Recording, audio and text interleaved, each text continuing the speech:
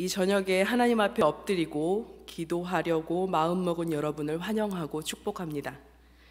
오늘 저녁에는 어느 자리에 있던지 기도의 문이 활짝 열리고 찬양이 하늘로 올라가는 역사가 일어나기를 소망합니다. 또한 코로나로 인해서 힘들어하는 지체들을 위해서 중보기도하는 한영의 한 공동체가 되기를 소망합니다.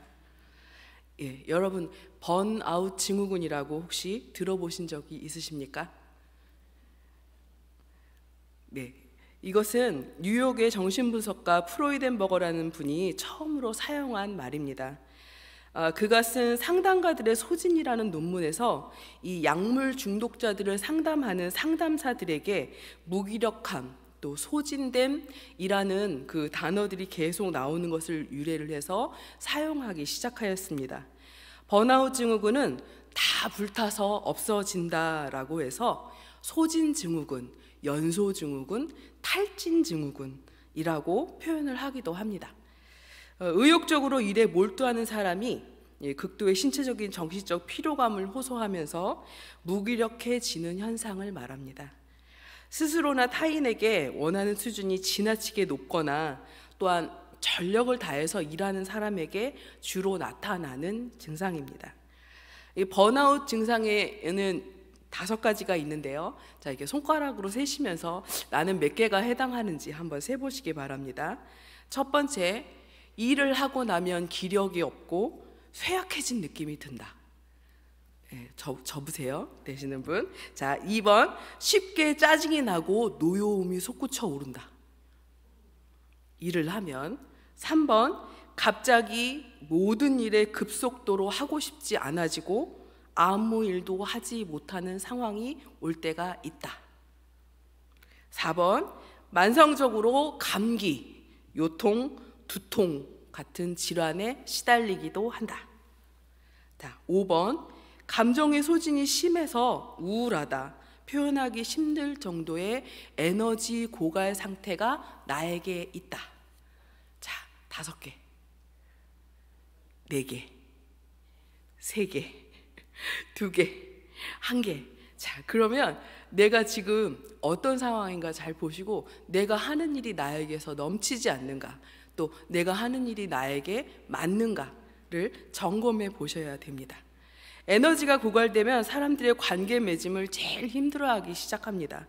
그래서 혼자 있는 시간이 길어지게 되고 혼자 있으면서 무기력해진 자신을 보고 스스로 한심해하며 자책하고 또 후에는 아무 감각이 없는 것처럼 혹은 정신이 나간 것처럼 고통스러운 자신을 둔감하게 만들어버립니다.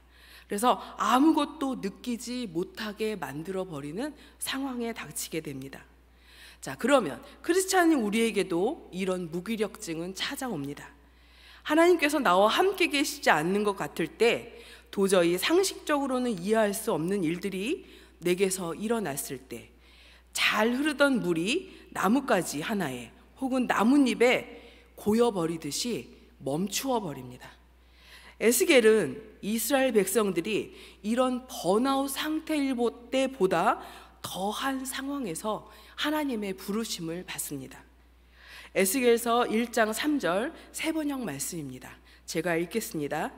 주님께서 바벨로니아 땅의 그발 강가에서 부시의 아들인 나 에스겔 제사장에게 특별히 말씀하셨으며 거기서 주님의 권능이 나를 사로잡았다. 에스겔은 지금 바벨론의 강가에 서 있습니다. 그는 제사장입니다. 제사장은 제사장으로서의 직무가 있습니다. 그런 그가 있는 곳은 바벨론이어서 그는 제사장의 직무를 하지 못하고 있는 상황입니다. 그는 무력합니다. 그가 있어야 할 곳 예루살렘의 성전도 없고 또 더욱이 포로로 잡혀간 이 현실에서는 하나님께 제사도 올릴 수 없기 때문입니다. 그런 그에게 하나님께서는 주의 권능으로 사로잡고 특별한 말씀이 임합니다. 이 특별한 말씀은 새로운 임무이고 에스겔에게 주어진 새로운 사역입니다. 바로 하나님의 말씀을 대언하는 일입니다. 에스겔은 예루살렘이 완전히 점령당하고 파괴될 때까지는 죄로 가득한 이스라엘에 닥칠 심판을 선포합니다. 그러나 이스라엘 백성들은 하나님께서 예루살렘 성읍을 또 이방인들에게 절대로 주실 리 없다고 생각했기 때문에 에스겔의 말을 듣지 않습니다. 그러면서 자신들이 곧 예루살렘으로 돌아갈 것이라는 희망을 가지고 있는 사람들에게 당신들의 희망이 잘못되었고 하나님의 심판이 임할 것입니다 라는 말을 전하는 것입니다. 예루살렘이 파괴되고 성전이 파괴된 후에는 오히려 그는 절망에 빠진 이스라엘을 위로하고 일으켜 세우며 이들의 마음이 하나님 앞에 새롭게 세워져서 이스라엘을 다시 세우는 기초를 삼도록 하는 대언자의 역할을 감당합니다. 큰 재난이 닥친 후에 하나님께서 어떻게 자기 백성을 자신에게로 다시 향하게 하는지를 선포하고 있는 것입니다. 10년의 포로 생활과 하나님께서 반드시 지켜주실 것이라 믿었던 예루살렘의 함락, 그리고 성전의 파괴는 이스라엘 백성들을 무력하게 만들어 버렸습니다. 이들은 하나님께 간구하고 구할 힘이 없습니다. 출애굽기 2장 23절의 말씀입니다. 함께 읽겠습니다. 여러 해 후에 애굽 왕은 죽었고 이스라엘 자손은 고된 노동으로 말미암아 탄식하며 부르짖으니 그 고된 노동으로 말미암아 부르짖는 소리가 하나님께 상달된지라. 하나님이 그들의 고통 소리를 들으시고 하나님이 아브라함과 이삭과 야곱에게 세운 그의 언약을 기억하사. 이스라엘이 고통으로 탄식하며 하나님 앞에 부르짖을 때 하나님께서는 이 소리를 들으십니다. 그리고 이스라엘 백성을 출애굽이라는 큰 일을 일으키시고 구원하여 주셨습니다.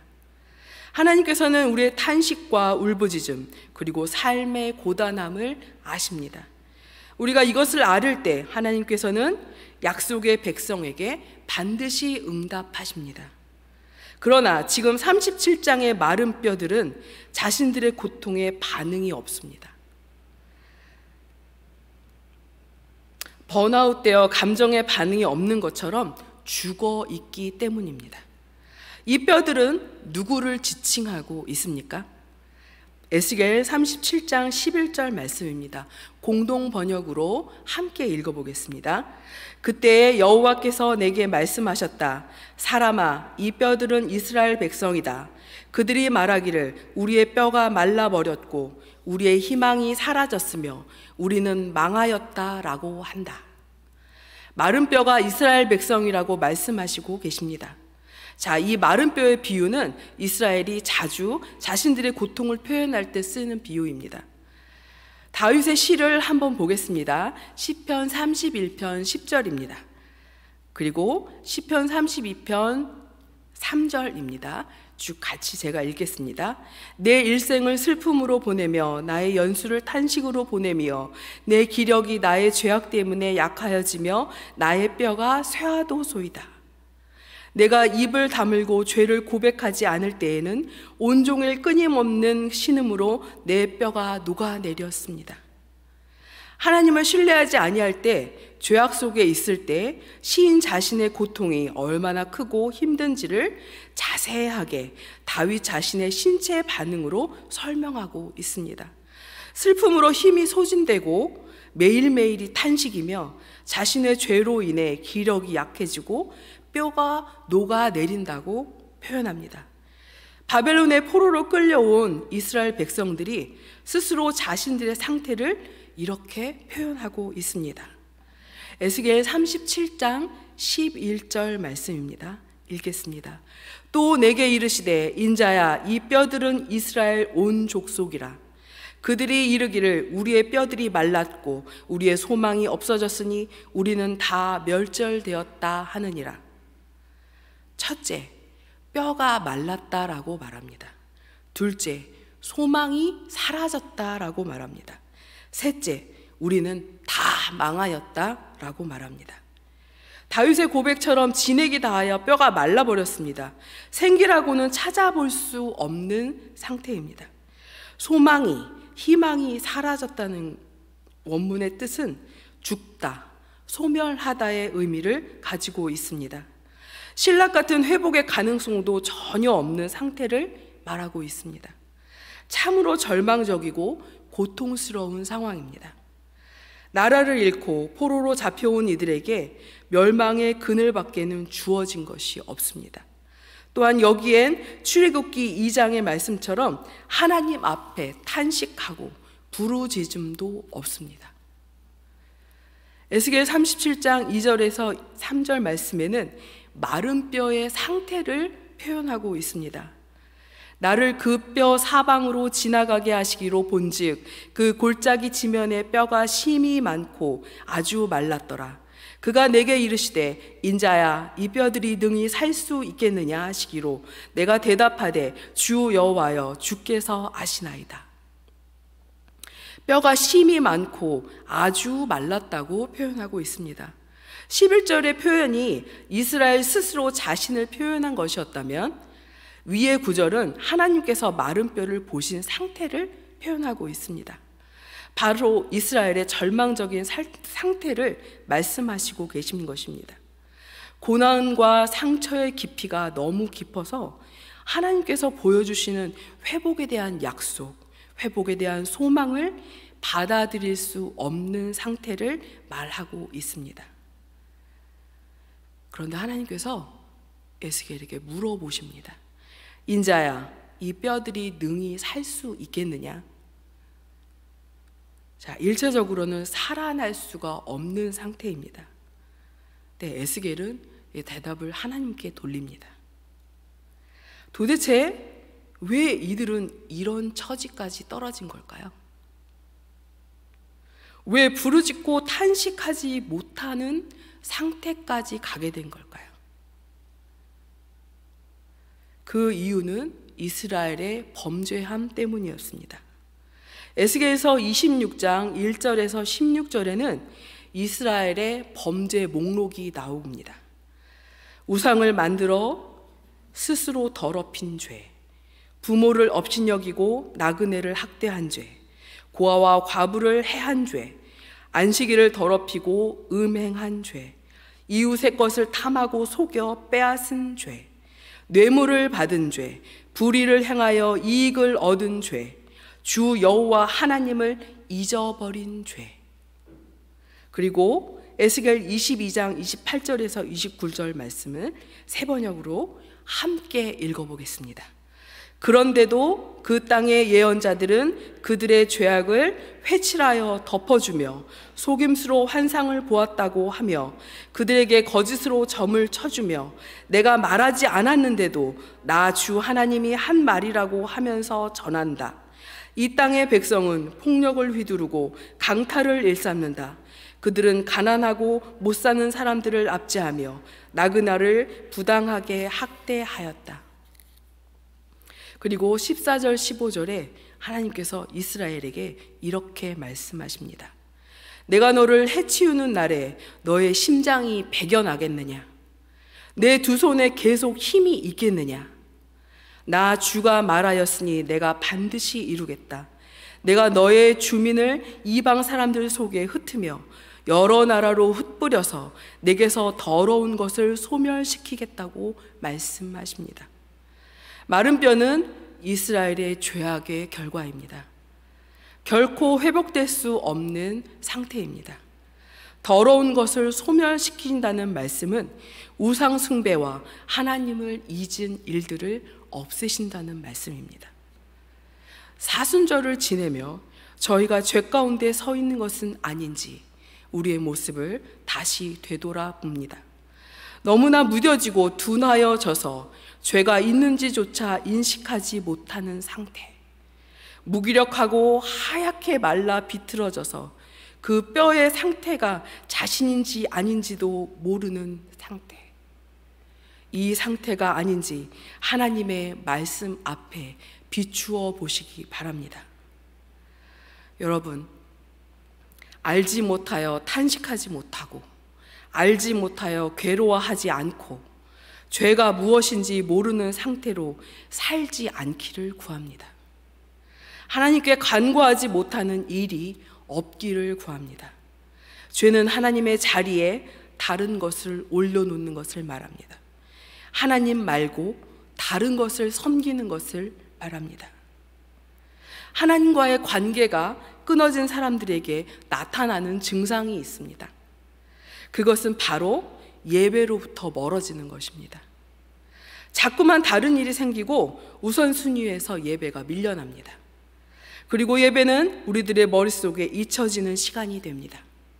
스스로 그리고 위로합니다. 그래도 나는 하나님의 사람이고 하나님께서 나를 지켜주신다고 말합니다. 이스라엘이 예루살렘과 하나님의 성전이 허물어지지 않을 것이라고 믿었던 것과 같습니다.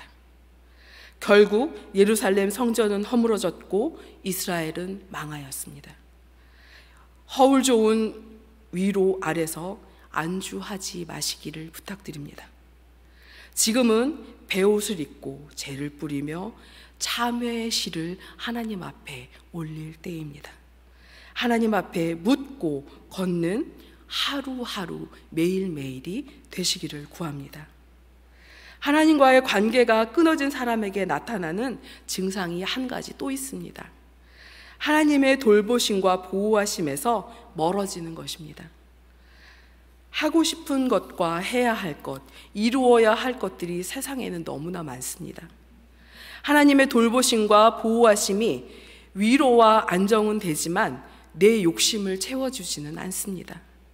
내가 있어야 하고 내 것을 가지기 위해서는 내가 해야 합니다. 하나님의 보호하심과 돌보심은 필요할 때 가져다 씁니다. 저와 여러분이 우선순위는 하나님이신지 한번 점검해 봅니다.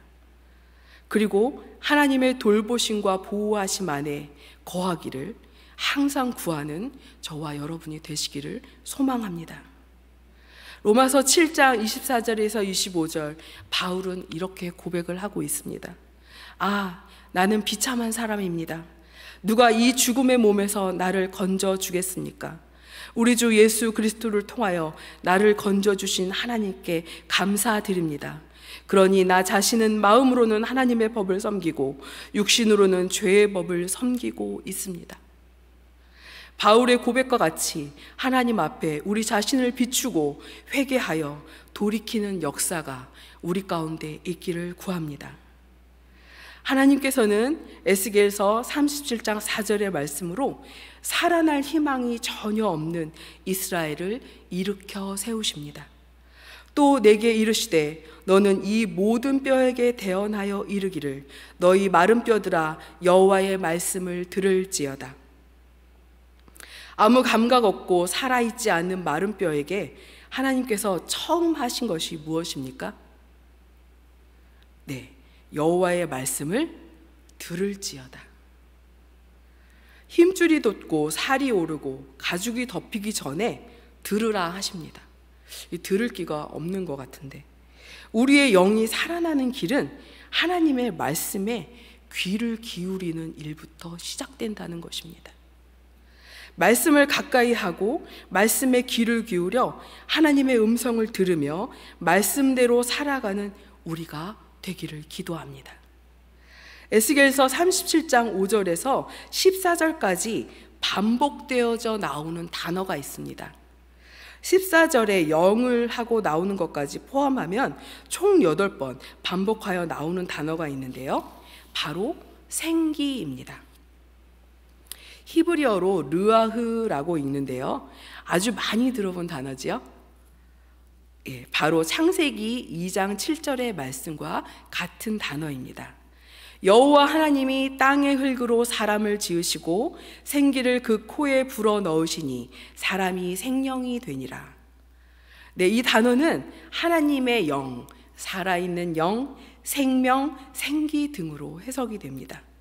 우리가 중점적으로 보아야 할 부분은 바로 이 생기가 마른 뼈들에게 들어간다는 것입니다.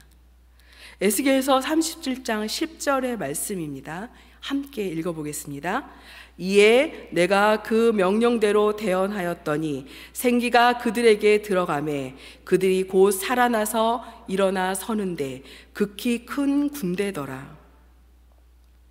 완전히 죽은 상태에서 하나님의 생기가 들어갈 때 산 사람, 즉 완전히 살아난 생명으로 살아난다는 것입니다. 하나님의 영이 생기로 들어갔을 때 이 생명들이 여호와의 영을 따라 움직이고 살아난다는 것입니다.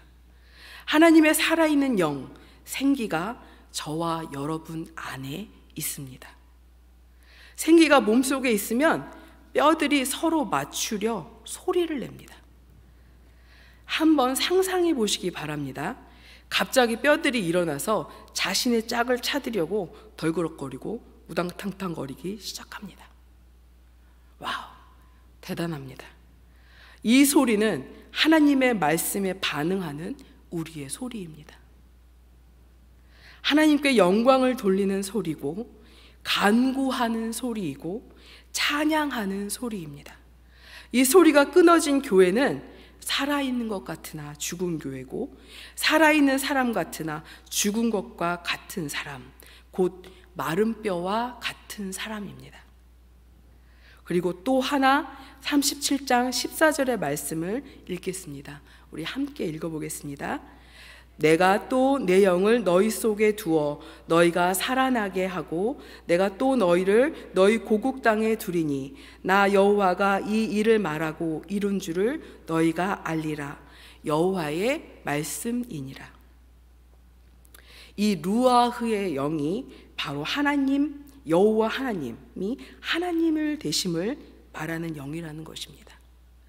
주권이 하나님께 있음을 하나님의 생기를 받은 피조물이 알고 고백하는 것을 말합니다. 나의 호흡이 주님의 것입니다. 고백하는 시간이 되시긴 것입니다.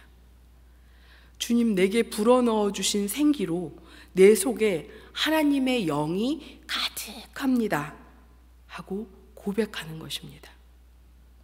하나님의 주권을 인정하고 생명의 호흡이 주님의 것임을 인정할 때 하나님은 우리 안에서 역사하시고 일하십니다. 자, 2019년에 발표된 소진영의 나의 한숨을 바꾸셨네라는 찬양이 있습니다. 저는 이 찬양을 들으면서 참 힘들고 어려운 시간들을, 또 감각 없이 살았던 시간들을 하나님께 올려드린 기억이 있습니다. 하나님 앞에 때를 쓸 힘도 없고 부르짖을 힘도 남아있지 않았을 때 이 찬양을 듣고 일어설 수 있었습니다. 같이 찬양의 가사를 한번 읽어보겠습니다. 고달픈 삶에 은혜도 무뎌지고 곧 사라질 것에 내 마음 두네. 헛되고 헛된 것들을 바라보며 그 은혜를 놓치며 살았네. 주어진 삶을 묵묵히 살아가며 날 붙드신 주 예수를 보내. 사망 가운데 놓여진 나의 삶을 날 건지신 그 이름 예수. 나의 한숨을 바꾸셨네. 주를 향한 노래로, 소망의 노래로 나의 눈물을 거두신 주 예수 이름 안에 살게 하소서. 그런데 다시금 말씀을 준비하고 이 사순절을 보내며 무뎌지고 감각 없어지는 저 자신을 발견합니다. 마른 뼈와 같이 죽은 자처럼 살아있지 않고 살아있는 하나님의 영으로 사라지기를 다시 한번 하나님 앞에 구합니다. 하나님의 루아의 숨결이 저와 여러분 안에 있습니다. 이 숨결은 죽은 자와 같이 감각 없는 자가 다시 소성하여 일어나는 숨결입니다.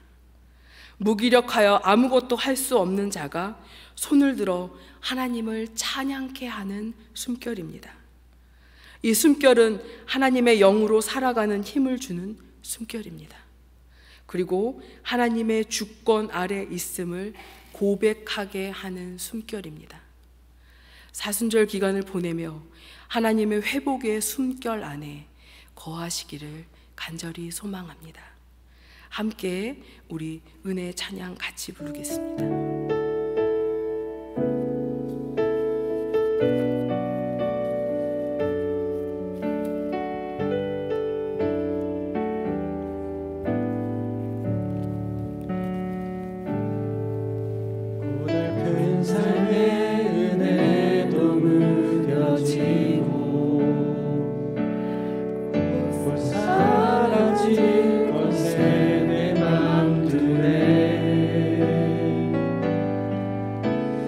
헛된 것들을 바라보며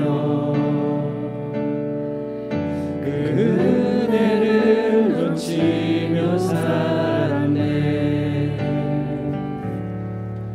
주어진 삶을 묵묵히 살아가며 나를 붙드신 주 예수를 사망 가운데 놓여진 나의 삶을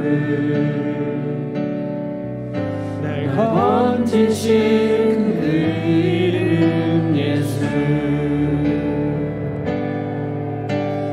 나의 한숨을 바꾸셨네. 주를 향한 노래로 소망의 노래로 나의 눈물을 거두신 주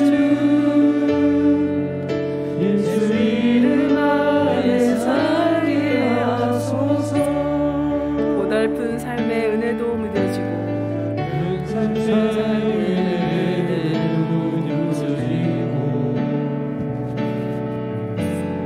사라질 것에 내가 두네. 헛되고 헛된 것들을 바라보며 그 은혜를 놓치며 살았네. 주어진 삶을 묵묵히 살아가며 붙드신 주 예수를 보내 사막 가운데 놓여진 나의 삶을 날 건지신 그 이름 예수. 나의 한숨을